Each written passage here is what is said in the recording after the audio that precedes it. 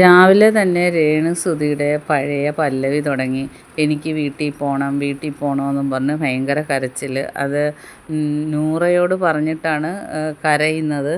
എനിക്കിവിടെ നിൽക്കാൻ പറ്റത്തില്ല, മക്കളെ കാണണമെന്നൊക്കെ പറഞ്ഞ്. അങ്ങനെ നൂറ ബിഗ് ബോസിനോട് പറയുന്നു, ഒന്ന് കൺഫെഷൻ റൂമിലോട്ടൊന്ന് രേണുവിനെ വിളിക്ക് ബിഗ് ബോസേ എന്ന് പറയുന്നു.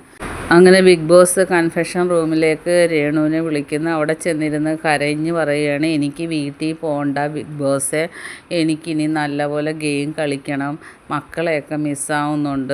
അങ്ങനെ ബിഗ് ബോസിനോട് ഭയങ്കര കരച്ചിലാണ്. റൂമിൽ വെച്ച് പോകണമെന്ന് പറഞ്ഞ ആൾ കൺഫെഷൻ റൂമിൽ വന്നപ്പോൾ പോകണ്ടെന്ന് പറയുന്നു.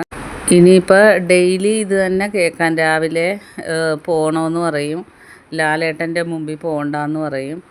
അതുകൊണ്ട് ബിഗ് ബോസും വലിയ കാര്യമാക്കുന്നില്ല എന്ന് തോന്നുന്നു. ബാക്കി അപ്ഡേറ്റുമായിട്ട് വീണ്ടും കാണാം.